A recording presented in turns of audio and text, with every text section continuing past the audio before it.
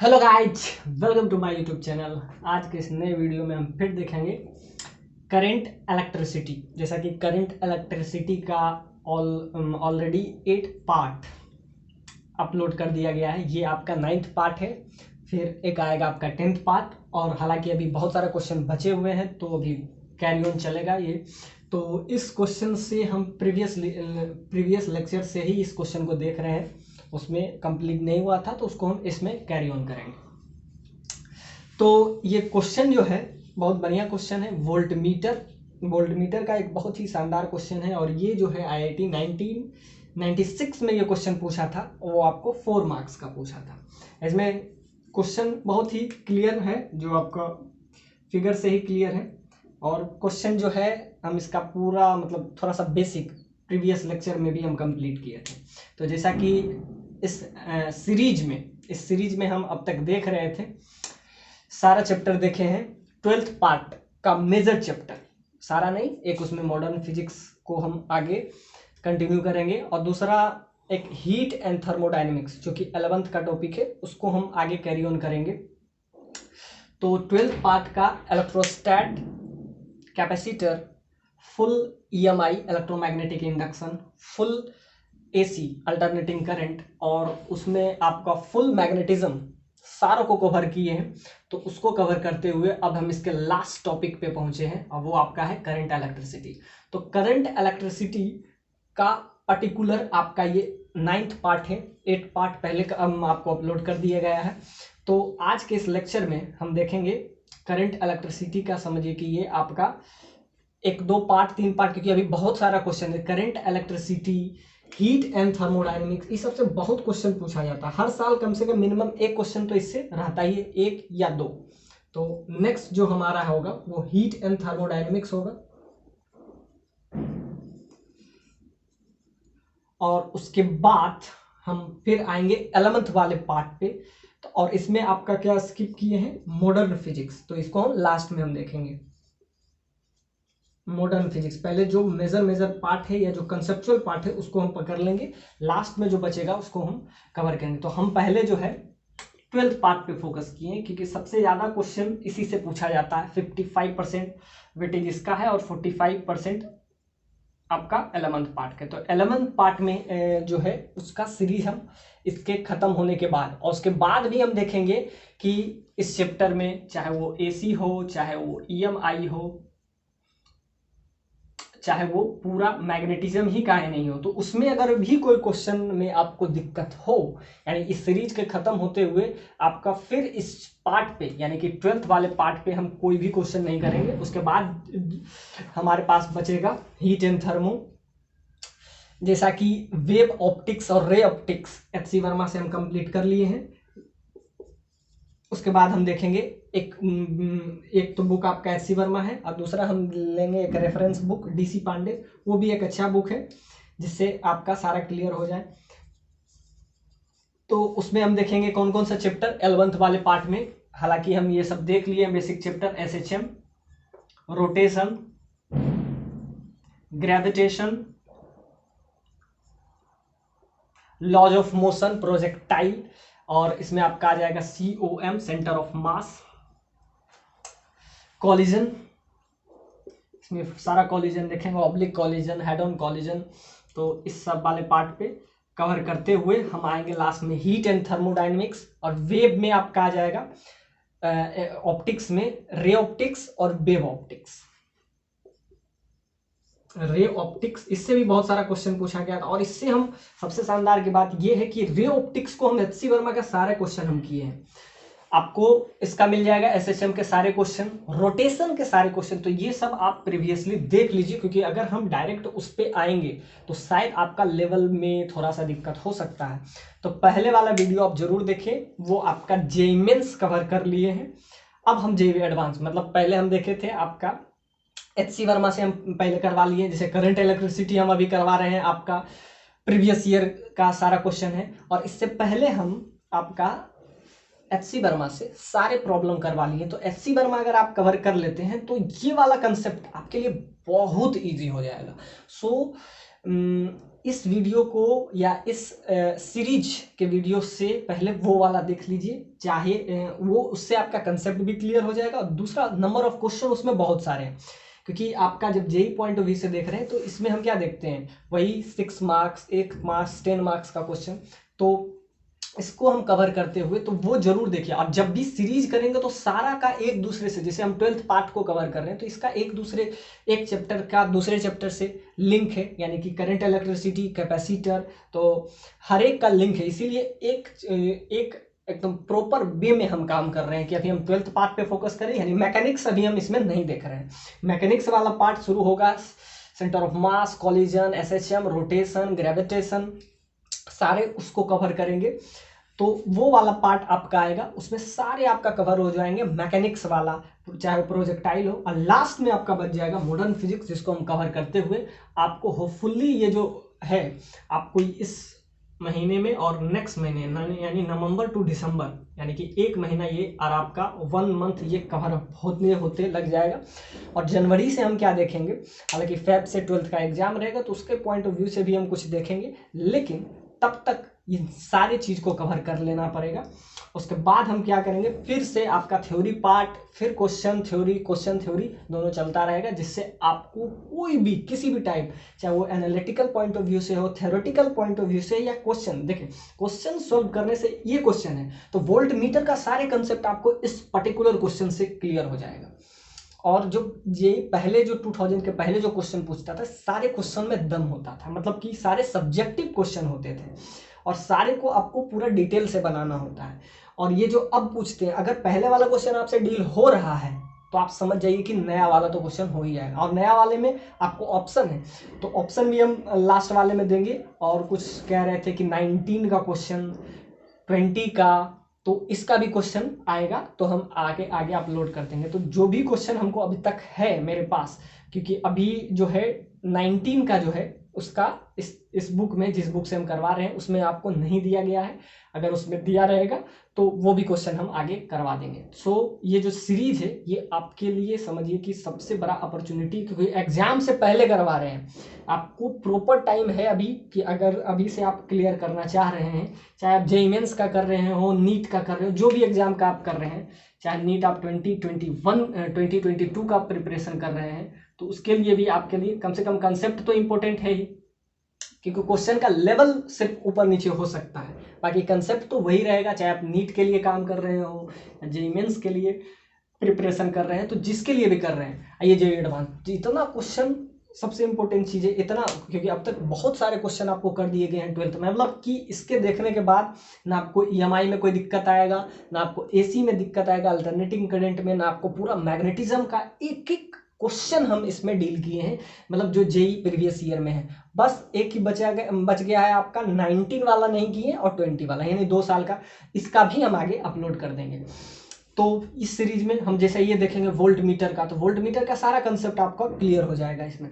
तो आइए हम इस क्वेश्चन से देखेंगे। तो ये सीरीज आपके लिए बहुत इंपॉर्टेंट है, क्योंकि आपके पास टाइम भी है कि आप इस सीरीज को डेली आप इसको समझें, और इस वीडियो को एक बार नहीं 2 बार भी दें। दो बार में देखने से भी अगर आपको समझ में आ रहा है तो समझिए कि आपका लेवल सही है, आप सही डायरेक्शन में जा रहे हैं, और आपके पास इनफ टाइम है, क्योंकि आपका जो भी एग्जाम होगा वो प्रोबेबली मई से बाद ही होगा, मई जून, तो तब तक आपके पास बहुत टाइम है कि आप इसको कवर करें। तो वोल्ट मीटर है जो ए और बी के बीच में इसमें इंट्रोड्यूस किया गया है। अब वोल्ट मीटर क्या होता है, पोटेंशियल डिफरेंस मेजर करता है, ये हम पहले बता चुके हैं। तो इसमें कह रहा है calculate the potential difference across the resistor of 400 ohm as will be measured by the volt V of resistance 400 ohm। और उसके बाद आप क्या बताइए, करंट भी बताइए।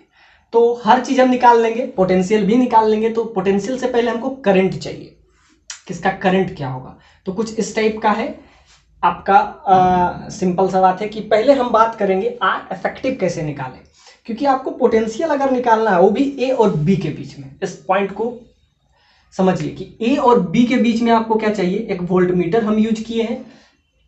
तो वोल्ट मीटर हम कैसे यूज करते हैं, तो वोल्ट मीटर को हम हमेशा पैरेलल यूज करते हैं। और वोल्टमीटर से हम क्या लेते हैं, वोल्टेज को मेजर करते हैं। और आपको इस टाइप से दिया हुआ है 100 ओम, 100 ओम, ये आपका 200 ओम है, ये आपका 100 ओम है, और ये आपका 400। अब आपको वोल्टेज चाहिए भी, और किसके बीच में चाहिए, ए और बी के बीच में, यानी कि V A minus V B आपको चाहिए। तो हम क्या करेंगे, पहले इसके लिए, और आपको एक सेल भी दिया गया है कि एक सेल जो हम यूज कर रहे हैं वो 10 वोल्ट का है, और इसके बीच का वोल्टेज आपको चाहिए। तो इसके बीच अगर आपको वोल्टेज चाहिए तो इसके बीच पहले आप करंट निकालना जान लीजिए कि इसके बीच में करंट कितना है। तो जैसा कि आपको पता है V बराबर आई आर से, अगर I पता चल गया तो रेजिस्टेंस तो हमको पहले से ही पता है, कितना पता है 400। तो हमारा ये निकल जाएगा कि इसके बीच में जो भी पोटेंशियल डिफरेंस होगा एग्जैक्टली वही मेजर तो करेगा ये वोल्टमीटर। वोल्टमीटर करता क्या है, वोल्टमीटर का रीडिंग पूछ रहा है, तो वोल्टमीटर का रीडिंग क्या होगा, वही होगा जो इसमें वोल्टेज होगा। तो पहले हमको करंट निकालना है। अब करंट ध्यान से देखिए, यहां से सपोज दैट आई करंट निकला, इस सेल को हम यूज किए, जिस सेल का आपको वोल्टेज 10 दे दिया हुआ है कि ये 10 वोल्ट का है। अब इससे सपोज दैट आई करंट गया, यहां से आई करंट निकला, इधर गया I1 और इधर गया I2।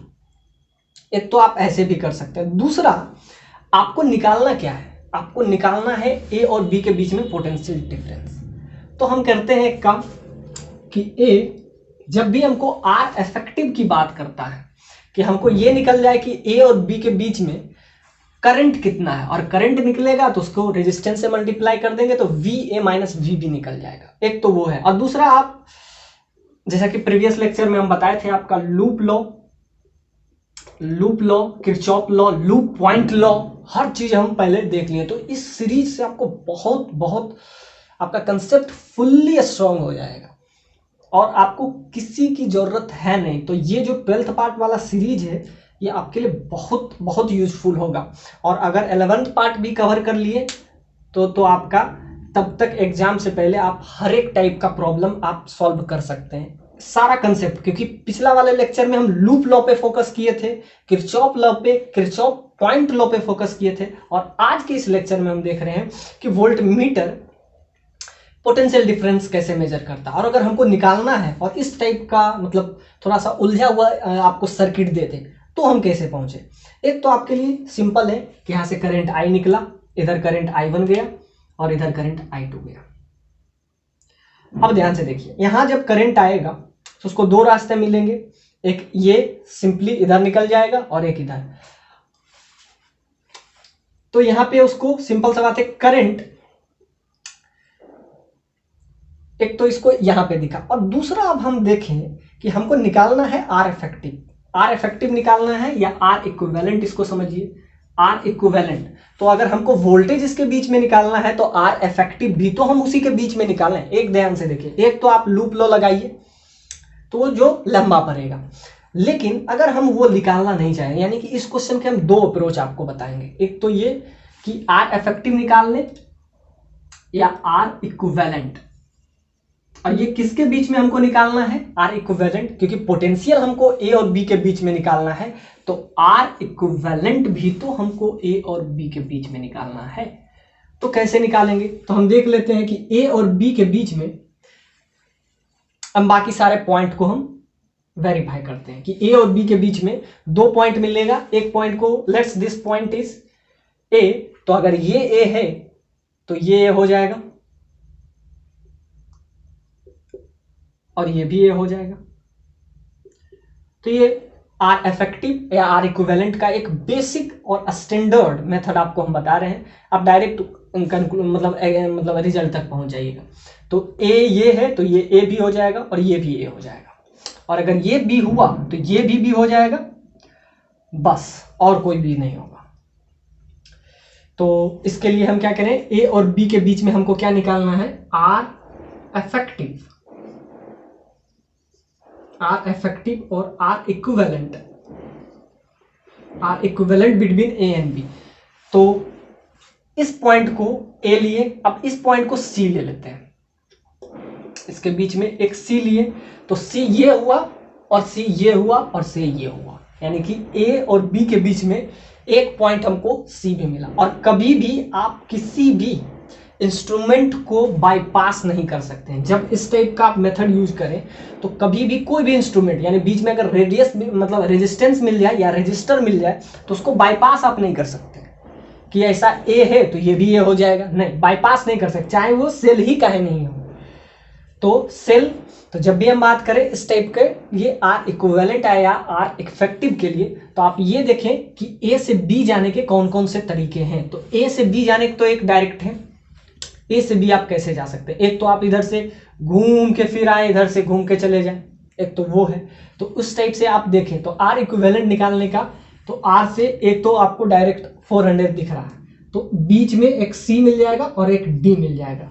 सी हम ये देखें तो सी अगर ये हुआ तो सी ये भी हुआ और से ये भी हुआ, और एक इसको कंफर्म करने के लिए डी ये हुआ तो डी ये भी हुआ। तो अब हम देखते हैं आपका क्या क्या है।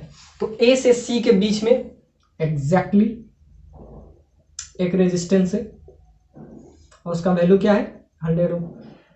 तो ए से बी जाने के लिए एक तो डायरेक्ट है और एक जो है हमको जाने के लिए एक इधर से रास्ता जाएगा, तो ए से सी से इधर चल जाएगा और एक इधर से, यानी कि ए से बी जाने के 3 रास्ते मिले। एक तो डायरेक्ट ए से बी इधर गए और एक है सी से होते हुए फिर बी जाए, यानी कि सी से होते हुए हम जाए तब वहां पहुंचेंगे, और एक है कि ए से आप पहले इधर जाइए, डी से जाइए और डी से फिर सी जाइए फिर इधर से पार करते हुए, यानी 3 रास्ते आपको मिल गए।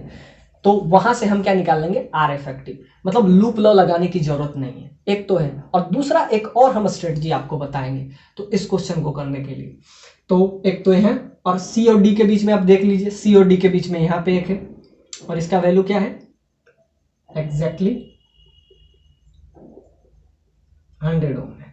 और बी और डी के बीच में हम देख लेते हैं, बी और डी के बीच में कहीं है, बी और डी के बीच में, बी और सी के बीच में है, तो इसको हम पहले ऐसे कर लेते हैं, ए और बी के बीच में डी और सी इधर कर लेते हैं, क्योंकि ये यहां पे एग्जैक्टली ए और बी के जाने के बीच में हमको 2 पॉइंट मिला सी और डी। क्योंकि अगर सी को हम इधर लें, इसका अरेंजमेंट बहुत क्लियर है, क्योंकि जब आप इस टाइप का मेथड यूज कर रहे हैं तो ए और डी के बीच में हमारा डायरेक्ट है, लेकिन ए और सी के बीच में और बी और डी के बीच में डायरेक्ट रिलेशन नहीं है। तो यहां से आप इसको आपस में चेंज कर सकते हैं विथ योर कॉन्वेनियंस। तो यहां पे हम क्या किए, ए और सी के बीच में हम लिए, ए और डी के बीच में हमको यहां से मिल गया, इसका वैल्यू आपका दे दिया हुआ 100 ओम। सी और डी के बीच में, सी और डी के बीच में, सी और डी के बीच में आपको मिल गया, ये आपका कितना दे दिया हुआ है 100 ओम। बी और सी के बीच में, बी और सी के बीच में ये भी आपका दे दिया हुआ है 100 ओम। अब ध्यान से देखिए, एक है ए और सी के बीच में, यानी ए और सी के बीच में है और इसका वैल्यू कितना दे दिया हुआ है आपको, ये भी आपका 100 ओम दे दिया हुआ है, ये आपका आ गया। और उसके बाद ए और बी के बीच में भी आपको एक दे दिया हुआ है, यानी ए और बी के बीच में भी आपको एक दिया हुआ है और वो कितना है 400 ओम। तो आपको क्या निकालना है, R effective, R equivalent between A and B. तो ए बी जाने के हमको डी और सी से होके जाना पड़ेगा। तो सी और डी का आप अपने टर्म से इसको अगर यहां पे फिट कर दीजिए और डी को यहां पे कर दीजिएगा तो आप उलझ जाइएगा। तो जब भी आपको अपने हिसाब से आर इक्विवेलेंट निकालना हो तो ये, अब ध्यान से देखिए, आपको पता है कि इससे अब हम आसानी से आर इक्विवेलेंट निकाल लेंगे। आर इक्विवेलेंट निकल गया तो करंट निकल जाएगा, करंट निकल जाएगा मतलब आर इक्विवेलेंट निकल गया तो आपका क्या निकल जाएगा, इसका हम क्या निकाल लेंगे, वोल्टेज निकाल लेंगे। तो पहले हम आर इक्विवेलेंट की बात करें तो आर इक्विवेलेंट अब यहां से निकालना आसान है कि अब ध्यान से देखिए 1 और 2 ये आपस में आपको क्या दिख रहा है, ये आपस में आपको सीरीज दिख रहा है। तो आर इक्विवेलेंट यहां से अगर निकालें तो इन दोनों का क्या लिख देंगे, इसके वजह से आपका से सीरीज कॉम्बिनेशन। सीरीज कॉम्बिनेशन है तो यहां से हम देख लेंगे कि इसका हो जाएगा 200, यानी कि 100 प्लस 100 तो ये आपका हो जाएगा 200 और 100 ये आपस में क्या दिख जाएगा, ये आपका पैरेलल दिख जाएगा इस ये, तो ये आपका क्या हो जाएगा पैरेलल कॉम्बिनेशन। अब ये क्वेश्चन तो आसान हो गया। अब ये पैरेलल हो गया तो यहाँ से आपका क्या हो जाएगा 200 इंटू 100 डिवाइडेड बाय 300। ध्यान से देखिए, जब पैरेलल रहे तो हम यूज करते हैं आर इक्विवेलेंट। पैरेलल के लिए R1 into R2 plus R1 plus R2। तो ये कब हम यूज करते हैं, ये हम तब यूज करते हैं जब R1 R2 पैरेलल में हो, और जब सीरीज में हो तो R इक्विवेलेंट के लिए हम यूज करते हैं सिंपली R1 प्लस R2। तो ये आपका आ जाएगा, यहाँ से आपका 2 0 कैंसिल, तो यहाँ से आपका आ जाएगा 200/3। इसको ऐड कर देंगे तो अब आपका आ जाएगा R इक्विवेलेंट का वैल्यू अगर हम देखें तो यहाँ से आपका आ जाएगा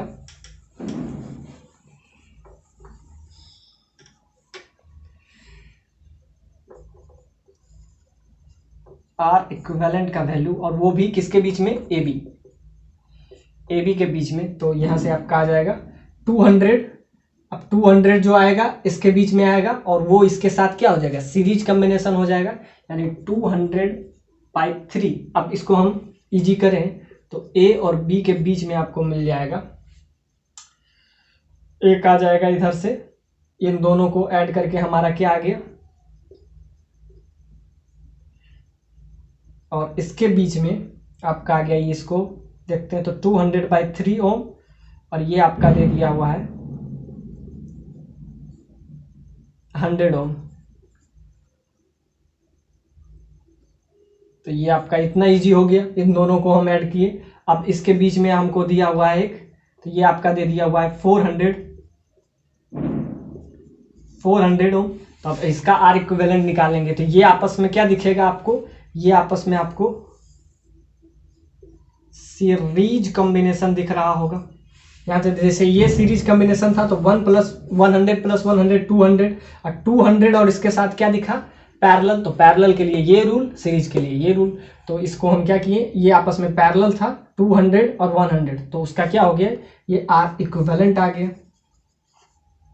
आर इक्विवेलेंट का वैल्यू या आर इफेक्टिव, तो यहां से आ गया, और उसका वैल्यू क्या है 200/3। ये आपस में आपको क्या दिख रहा है सीरीज दिख रहा है, तो सीरीज दिख रहा है तो क्या करेंगे सिंपली R1 + R2 200/3 प्लस 100, तो ये आ गया। अब ध्यान से देखिए, अब A और B के बीच में आपको क्या दिखेगा, तो A और B के बीच में एक आपका दिख रहा है, नीचे आपका जो है ये आपका है 400 ओम, और ये आपका है, इन दोनों को अगर ऐड करते हैं तो ये आपका क्या आ जाएगा आर इफेक्टिव, क्योंकि आपका सीरीज में है तो डायरेक्टली ऐड कर सकते हैं। तो 100 अगर कॉमन ले लें तो यहाँ से आ जाएगा 2/3 + 1, तो यहाँ से आपका आ जाएगा 5/3 इंटू 100, तो ये आपका आ गया। तो ये आपका क्या आ जाएगा 500/3, ये आपका आ गया, और इधर 400। अब इसको हम क्या कर सकते हैं आर इक्विवेलेंट निकाल लें, तो आर इक्विवेलेंट का जो वैल्यू आया वो आपका आ जाएगा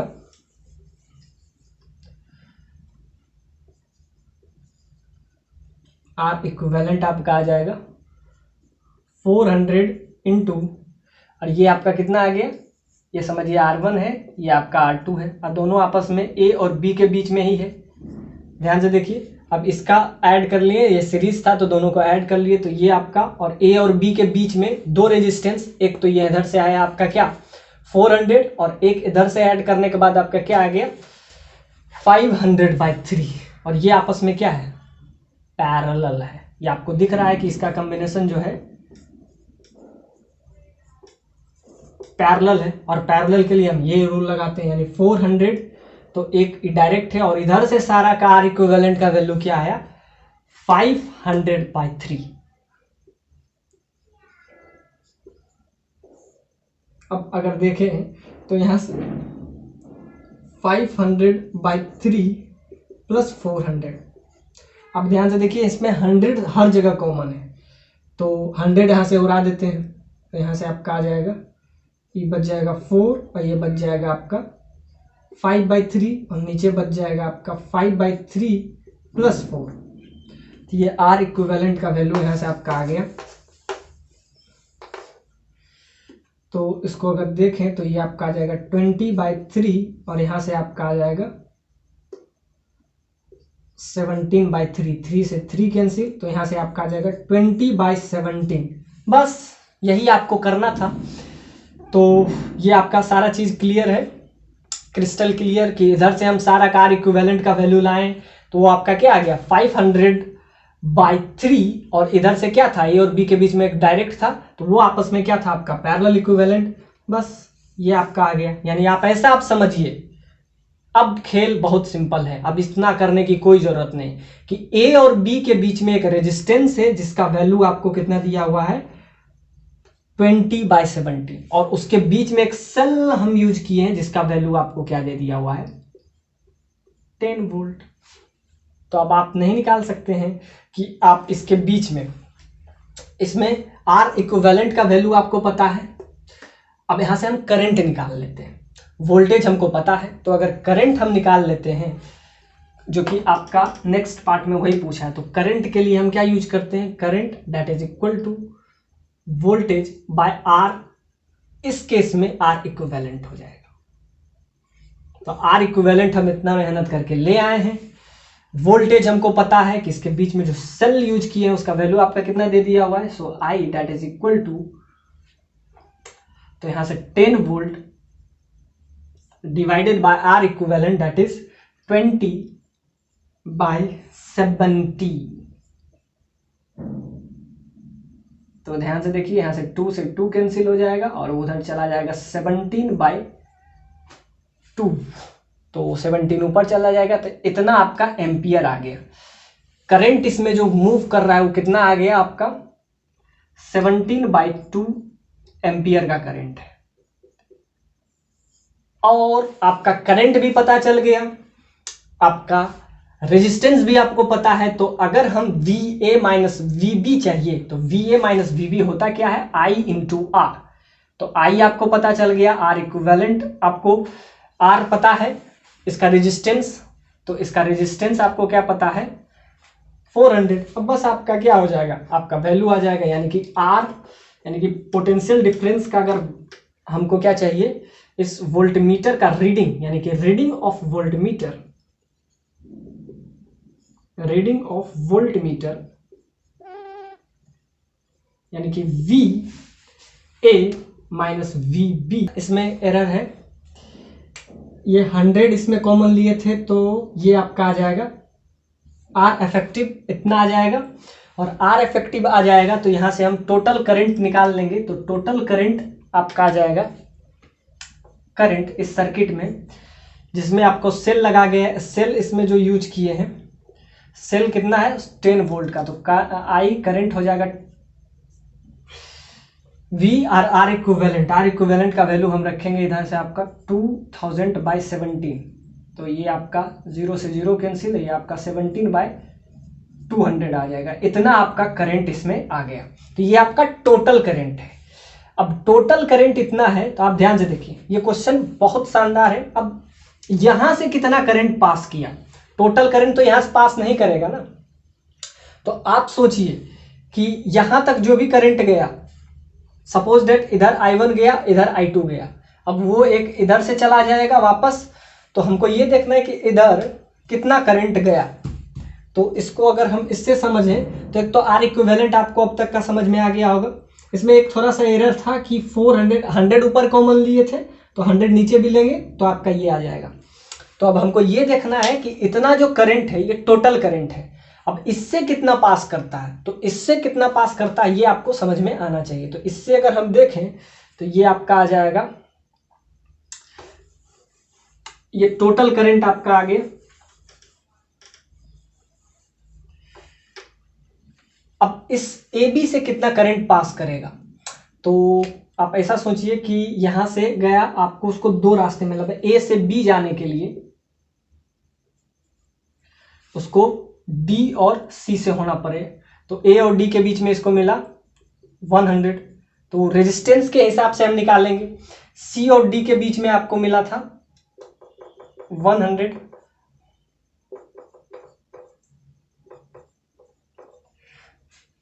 और अगर बी और सी की बात करें तो बी और सी के बीच में आपको मिला 200, और ए और एक सी के बीच में डायरेक्ट भी आपको दिखा गया, ए और सी के बीच में, ए और सी के बीच में ये भी आपको दे दिया गया है 100 ओम।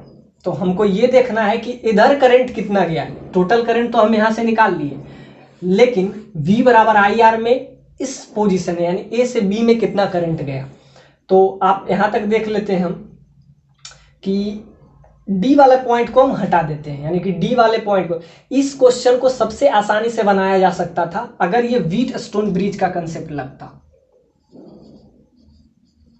व्हीटस्टोन ब्रिज का कंसेप्ट जो कि इसमें यूज नहीं हो रहा है, इसमें हम ऐसा यूज कर सकते थे। व्हीटस्टोन ब्रिज का कंसेप्ट से ये क्वेश्चन बहुत आसानी से सॉल्व हो सकता था, लेकिन यहाँ पे 1:1 रेशियो नहीं है इसका और इसके साथ, 1:1 है और इसका 1:2 है। तो अगर व्हीटस्टोन ब्रिज, इसमें डेटा कुछ कहीं डेटा कुछ अलग अलग भी है इस क्वेश्चन में, तो ये तभी क्वेश्चन बन सकता था जब ये यहाँ पे 200 होता, तो 1:2 रेशियो चल जाता, तो बीच वाला पार्ट क्या हो जाता, डिसमिस्ड हो जाता।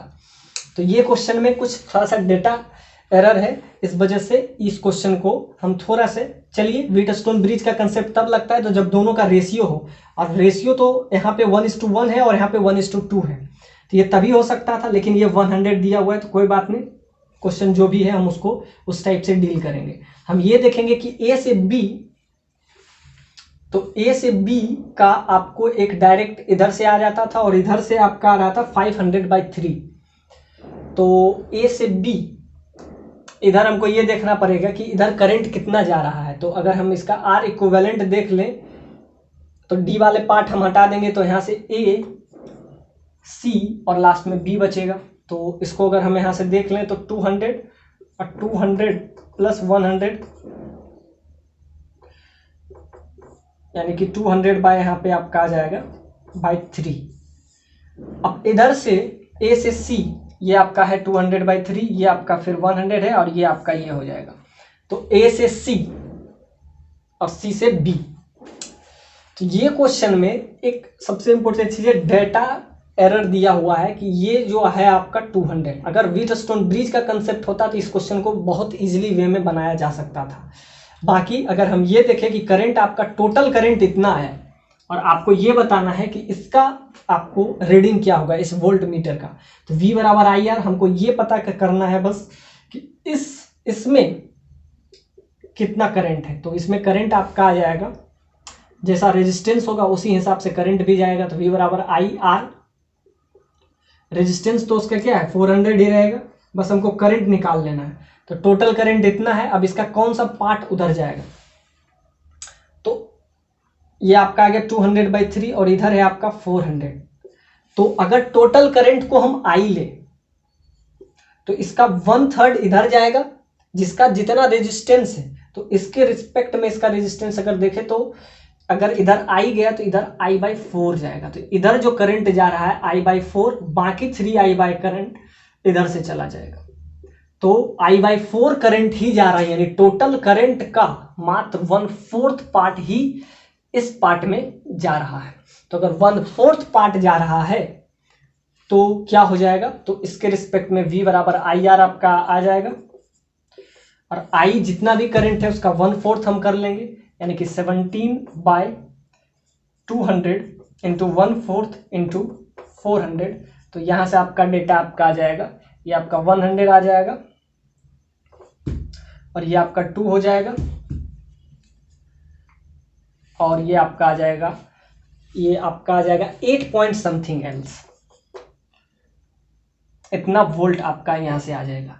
तो इसमें आपका डेटा थोड़ा सा यहां से मिसिंग था, इस वजह से। तो V बराबर IR में तो यहां से हम देखें 17/200 और इसका 1/4 पार्ट इधर जाएगा, तो 1/4 इंटू 400। तो यहाँ से आपका आ जाएगा 8 पॉइंट समथिंग, जबकि इसका आंसर अगर आप देखेंगे तो पार्टिकुलरली 6 पॉइंट समथिंग दिया हुआ है। वो आपका कंसेप्ट यूज किया है व्हीटस्टोन ब्रिज का। हालांकि व्हीटस्टोन ब्रिज का इस डेटा में, जिस डेटा से हम क्वेश्चन सॉल्व किए हैं, उससे आंसर आपका 8 पॉइंट समथिंग वोल्ट ही आएगा। अगर डेटा चेंज करता है तो आंसर भी इसका चेंज हो सकता है, इसको मान सकते हैं। ये क्वेश्चन बहुत शानदार है। ये जो है जेई एडवांस 1998 में ये क्वेश्चन पूछा है। It's contain 8 marks. अब क्या कह रहा है? It says the battery is an ideal one. Battery इस बार आइडियल है। Battery is an ideal one with EMF that is capital V and capacitor is initially uncharged and switch S is closed। यानी ये जो switch आपको दिया हुआ है इसको हम क्या करेंगे? क्लोज्ड कर देंगे। चलिए कोई बात नहीं, कर देते हैं। अब क्या होता है इसमें, ध्यान से देखिए, बहुत बढ़िया क्वेश्चन है। इधर आपको एक कैपेसिटर लगा हुआ है, इधर आपका रजिस्टर है, सारा चीज इसमें यूज किया हुआ है, और इसमें एक V वोल्ट का सेल भी यूज किया गया है, यानी 3 रजिस्टर विथ 1 कैपेसिटर। और आपसे पूछा क्या है कि इनिशियली आप क्या करें स्विच को, और आपको एक और हिंट दिया हुआ है कि कैपेसिटर इनिशियली यानी कि t=0 पे, इनिशियली का मतलब t=0 पे ये क्या है? कैपेसिटर अनचार्ज है, यानी ये चार्ज नहीं है।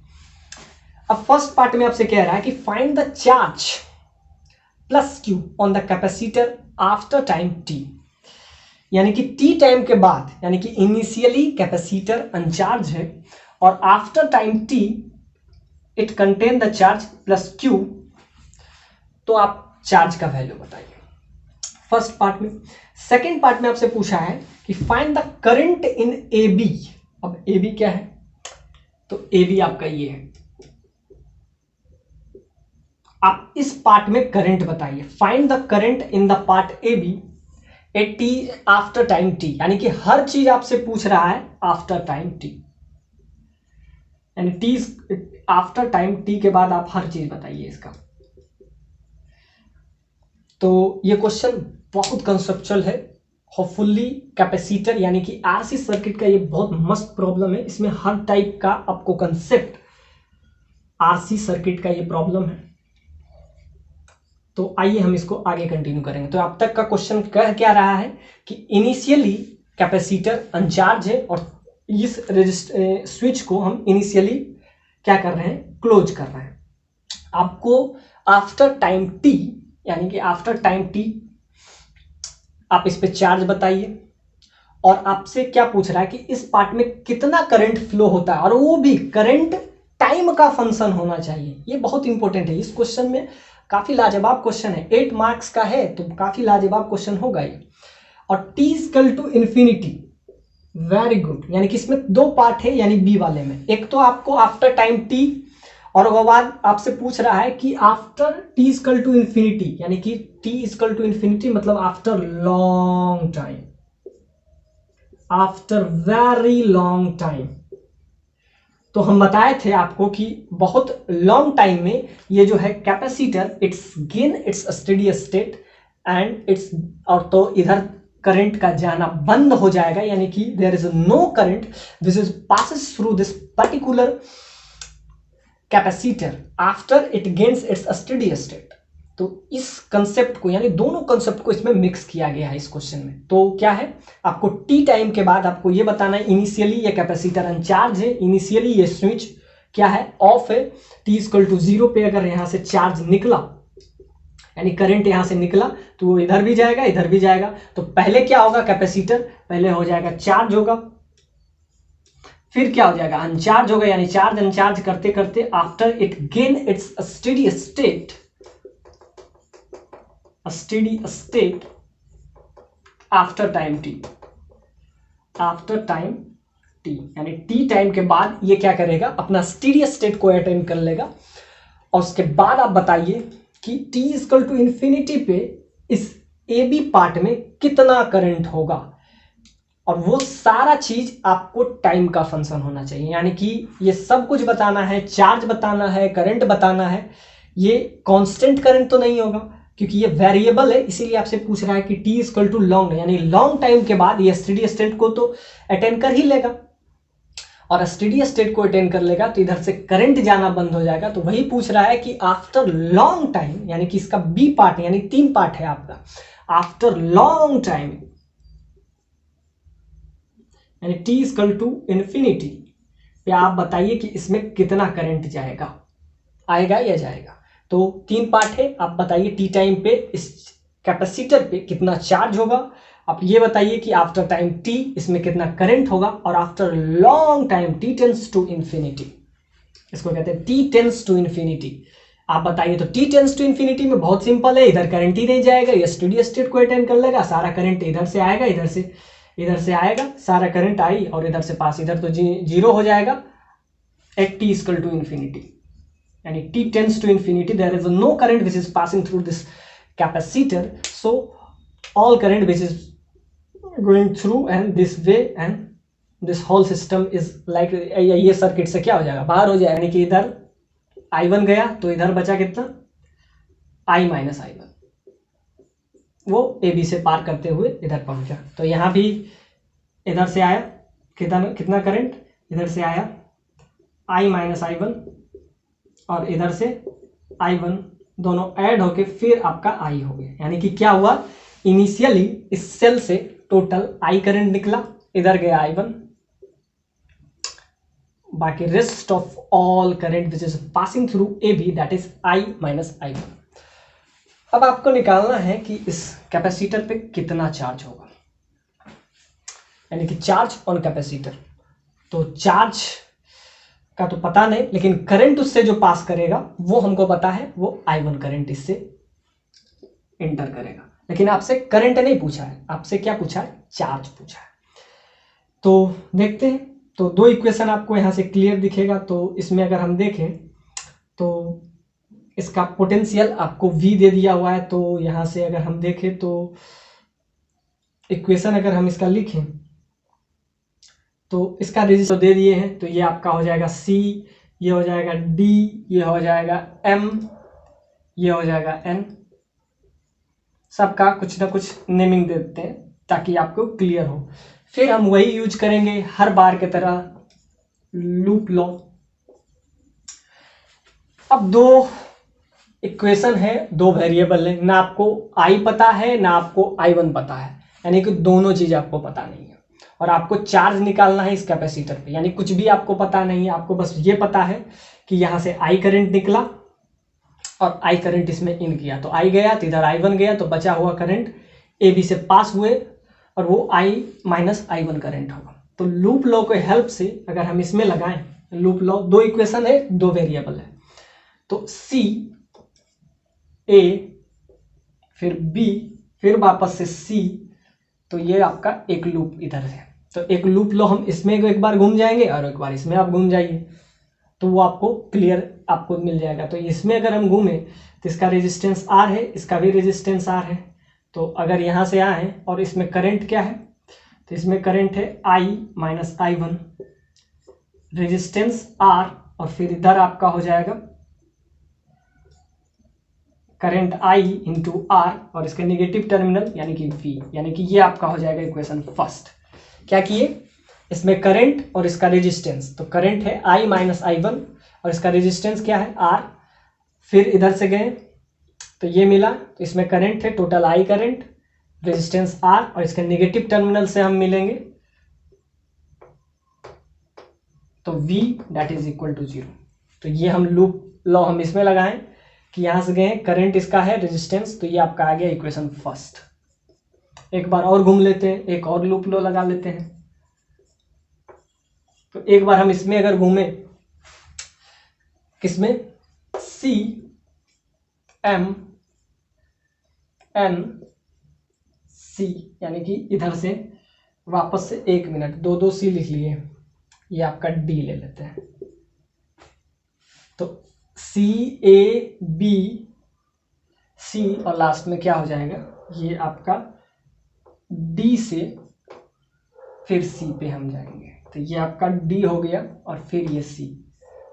तो ऐसे ही हम फिर लिखेंगे, C से M जाएंगे, M से N जाएंगे और इस बार इधर होते हुए यानी CMN, फिर वापस से D और फिर C।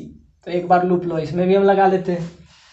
तो इसमें अगर गए तो इसमें तो कुछ नहीं मिला, तो इसमें आपका मिला I1 करंट, इसका रेजिस्टेंस R। फिर यहाँ से इधर पहुँचे तो कैपेसिटर है, तो कैपेसिटर में हम देखेंगे तो Q बराबर CV, और इनिशियली एक आपका पॉजिटिव बनता है, एक नेगेटिव, अब बीच में गैप D होता है। पैरेलल प्लेट कैपेसिटर में हम ये देखे थे। तो एक इक्वेशन आपका इधर आएगा, करंट I। अब इसके पास चार्ज समझ लेते हैं Q, तो यहाँ से अगर हम पोटेंशियल निकालें तो V that is equal to Q/C। Capacitance इसका C है, और इस पे चार्ज जो आएगा वो हम Q ले लेते हैं, और इसका पोटेंशियल, तो इसका पोटेंशियल आ जाएगा Q/C कैपेसिटेंस। अब इधर गए N तक, फिर वापस से आए तो फिर इसका हो जाएगा I into R minus V negative terminal से, दैट इज इक्वल। तो ये आपका दो इक्वेशन है। तो यहाँ से आपका आ जाएगा I1 into R plus Q/C plus I into R that is equal to V। तो हम क्या किए, दो बार लूप लो लगाए, एक बार इसमें गए तो इसमें करंट आपका था ये, उसको रेजिस्टेंस से मल्टीप्लाई किए, फिर इधर गए तो करंट आपका I और रेजिस्टेंस ये इसके नेगेटिव प्लेट से। तो इक्वेशन फर्स्ट। सेकंड के लिए इधर गए तो इधर आपको ये मिला करंट I1, इसका रेजिस्टेंस R, और इसका इस पे चार्ज Q और उसका कैपेसिटेंस C, तो Q/C ये आपका पोटेंशियल आया। फिर इधर से आए तो इधर आपका I करंट है, रेजिस्टेंस R है उसके नेगेटिव प्लेट से। तो ये तो दो इक्वेशन, दो वेरिएबल। अब इसके हेल्प से अगर हम देखें तो यहाँ से देखिए, यहाँ भी आपका R1 है, तो दोनों को अगर हम ऐड कर लेते हैं तो यहाँ से आपका आ जाएगा I1 इंटू R, यानी इक्वेशन फर्स्ट को अगर देखें तो ये आपका आ गया इक्वेशन सेकंड। अब इसके हेल्प से अगर हम देखें तो क्या एलिमिनेट करना, हमको निकालना क्या है, इस पे कितना चार्ज होगा। तो हमको I1 चाहिए, तो I1 अगर चाहिए तो I1 का वैल्यू, मतलब I का वैल्यू इसमें रख देंगे, क्योंकि दो इक्वेशन है और दो वेरिएबल है, ना आपको I पता है ना आपका I1 पता है। तो यहाँ से अगर हम देखें I1 का वैल्यू अगर निकाल लें from equation first and equation second, we will get तो यहाँ से अगर हम देखें तो आपका क्या आ जाएगा, V का वैल्यू अगर यहाँ से हम रखें तो ये आपका आ जाएगा 2R1, इसको ऐड अगर करें तो यहाँ से आपका आ जाएगा 2I into R minus I1 into R that is equal to V। तो ध्यान से देखिए, यहाँ से अगर हम R1 का वैल्यू I का वैल्यू R1 के टर्म में ले ले तो सारा आपका क्या आ जाएगा I1 के टर्म में, तो I का वैल्यू यहाँ से आपका आ जाएगा और इसमें पुट कर देंगे, यानी कि I1 into R plus Q/C plus I का वैल्यू अगर यहाँ से हम ले लें तो I का वैल्यू आपका आ जाएगा V plus I1 into R by 2R, ये आपका आ जाएगा, और इसको मल्टीप्लाई कर देंगे R से, that is equal to V। तो यहाँ से आपका आ जाएगा इक्वेशन। बस इन दोनों को हेल्प से हम क्या लेंगे, इस इक्वेशन पे पहुंच जाएंगे, R से R कैंसिल, तो ये आपका आ जाएगा I1 into R plus Q/C। बस अब ये मैथमेटिक्स है, इसमें लूप लो लगा लिए, एक बार इस लूप में एक बार इस लूप में, और इसमें हम क्या किए, I का वैल्यू I1 के टर्म में लिख लिए, तो सारा आपका I1 के टर्म में आ जाएगा क्योंकि हमको चार्ज निकालना है।